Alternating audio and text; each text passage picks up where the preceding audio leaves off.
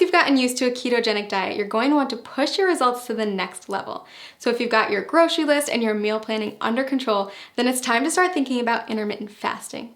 And okay, before you press pause at the dreaded fasting word, hear me out. Intermittent fasting, also known as IF, is one of today's hottest topics in the diet and wellness communities. And for good reason. If you do it correctly, IF can be an insanely powerful tool for accelerating fat loss and breaking through frustrating weight loss plateaus. Now, it's not essential that you commit to IF while on keto. If the idea of it makes you want to throw your keto diet out the window, then it isn't for you.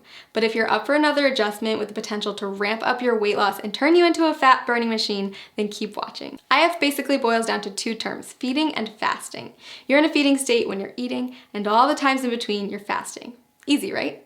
Okay, so here's the deal. There's several different methods for fasting, and you get to choose which one works best for your lifestyle. Most people find that at least one of the following is compatible with their life and fits well into their daily routine. Option 1, skip meals that prolong the time your body's in a fasting state. Most people choose to skip breakfast or lunch. Option 2, rely on the eating windows method.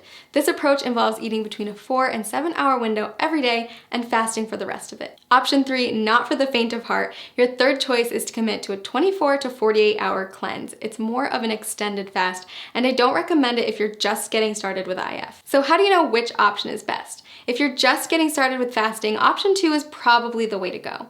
We found that restricting yourself to specific eating windows tends to work well for new fasters. For example, tons of people have tremendous success only eating between 5 and 11 p.m. And don't forget that the time you spend asleep will account for a chunk of that time. Let's take a closer look at how it works. Say you finish eating at 6 p.m. and start eating again at noon the next day.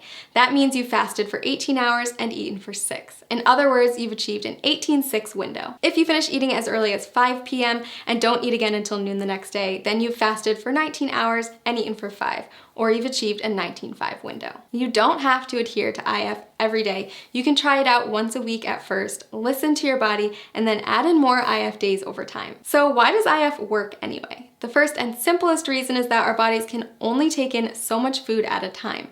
If you're someone who struggles with overeating or snacking out of boredom, IF can help to drastically cut those extra calories and keep you within your limits for weight loss. When your body's in a fasting state, it will begin to break down stored fat to use as energy. So if you're following a ketogenic diet, your body is already mimicking a fasting state since it's relying on fat, not glucose, as its main source of fuel. Just make sure that you're still hitting your daily macros and getting enough fat when you're in your eating window. If this sounds overwhelming, don't worry. We've got a tool that builds intermittent fasting into a keto diet regimen customized for your needs and goals.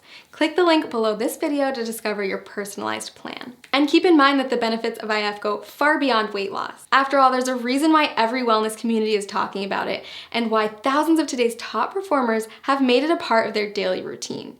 People who practice fasting on a regular basis reap tremendous health benefits in many areas, not just by turning their bodies into maximum fat-burning machines. Nobel Prize winner Yoshinari Asumi discovered that fasting can trigger autophagy, which is essentially a deep cleaning process for your cells. Autophagy helps to stop the aging process, reverse disease, and prevent cancer. It's basically the body's way of cleaning out cells by recycling non-essential components like damaged proteins and getting rid of invading microorganisms and toxic compounds. Like most complex mechanisms, your body needs a break from feeding, so it can focus on performing these other functions instead. Not only does fasting trigger autophagy, it also increases the number of ketones in your bloodstream more than a keto diet alone will do.